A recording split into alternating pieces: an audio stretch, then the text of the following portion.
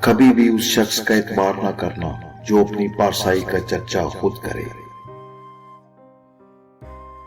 بات سجدوں کی نہیں، خلوص دل کی ہوتی ہے۔ ہر میں خانے میں شرابی اور ہر مسجد میں نمازی نہیں ہوتے۔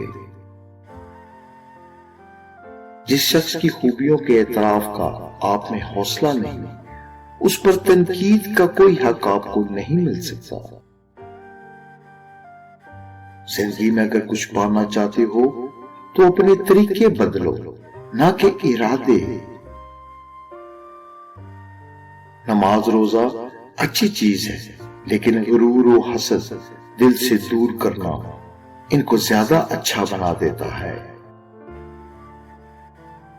صرف گونگے ہی باتونیوں سے حسد کرتے ہیں۔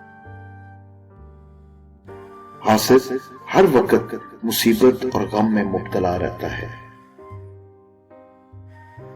اپنے دوستوں کو یہ سمجھ کر گالی نہ دیں کہ وہ اسے خود پر تنقید سمجھیں گے۔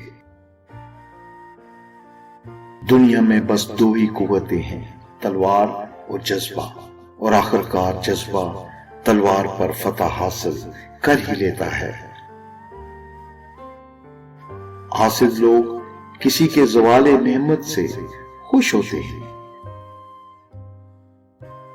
حسد جائز نہیں، مگر دو شخصوں پر، ایک وہ جسے اللہ تعالیٰ مال دے تو وہ اس آدمی کو دے جو رائے حق میں خرچ کرے، اور ایک وہ جسے اللہ تعالیٰ حکمت دے تو وہ اس کی مدد سے فیصلے کرے اور اس کی تعلیم دے۔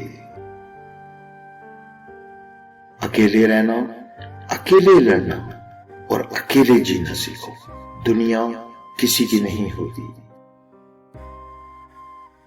ہر انسان میں ایسی کوئی نہ کوئی خیر و خوبی ضرور موجود ہوتی ہے جو چند ایک یا بہت سی خرابیوں، کمزوریوں کے باوجود اس کی پہچان بن جاتی ہے۔